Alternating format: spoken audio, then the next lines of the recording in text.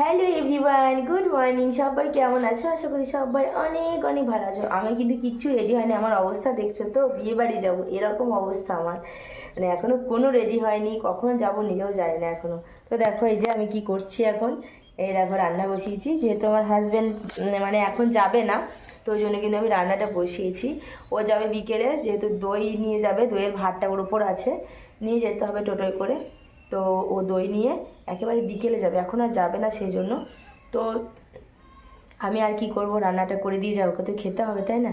তো ওই জন্য রান্নাটা করে দিয়ে সিদ্ধ সিদ্ধই করবো, এমন কিছু করব না। সিদ্ধ সিদ্ধ মানে ডাল সিদ্ধ, আলু সিদ্ধ আর মাছ ভেজে দেবো, আর কিচ্ছু করবো না। তারপর আমরা মেয়ে মিলে দুজনে রেডি হয়ে যাবো। চলো তোমাদের সঙ্গে দেখা হচ্ছে আবার নেক্সট ভিডিও।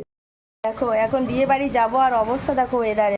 ওই যে গুঞ্জা ছাতা মাথায় দাঁড়িয়ে আছে, আর এদিকে ঝমঝম করে বৃষ্টি পড়ছে, আর এই যে ব্যাগ কীভাবে যাবো আমি নিজেই বুঝতে পারছি না। চলো আগে যাই, তারপর আবার দেখা হবে। দেখো আমরা কিন্তু অলরেডি বাস স্ট্যান্ডে চলে এসেছি, বাসের জন্য আর ওয়েট করিনি, টোটোতেই চেপে পড়েছি। আর ভিজতে ভিজতে এসেছি ছাতা নিয়ে। দেখো এই যে ছাতাগুলো দেখতে পাচ্ছ, জল পড়ছে এখনও ছাতা থেকে, কিভাবে যাব নিজেও বুঝতে পারছি না। তো তারপর বাস ধরবো, এখান থেকে ফুরিসাঁকোয় নামবো, নেমে বাসে চাপবো। তো এই যে বাসটা আসছে, অনেকক্ষণ ওয়েট করার পর বাসটা ঢুকলো।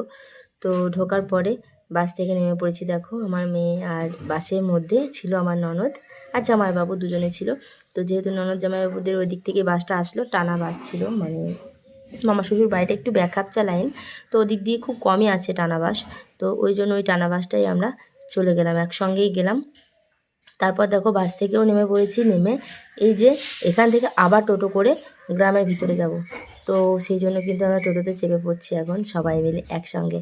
আর তোমাদের দেখাচ্ছি, দেখো ঝাপটা তুলে দিলাম। এই যে আশেপাশে গ্রাম্য প্রকৃতির পরিবেশটা না কি ভালোই না লাগছে, আর বৃষ্টি পড়ছে।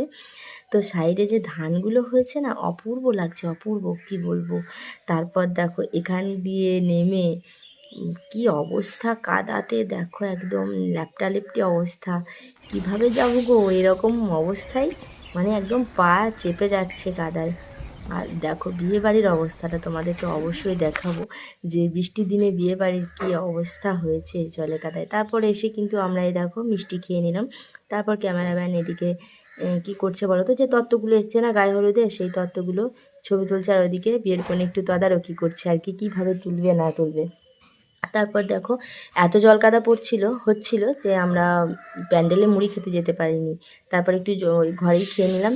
তারপর মুড়ি খেয়ে দিয়ে একটু জলটা থামার পরে দেখো বাইরে দিয়ে একটু বেরিয়ে এসেছিলাম, আমরা এদিক ওদিক করছিলাম, কারণ এখানে অনেকগুলো মামা আছে। তো এদিক ওদিক করে মামা শ্বশুর বাড়িগুলো একটু ঘুরে বেড়াচ্ছি।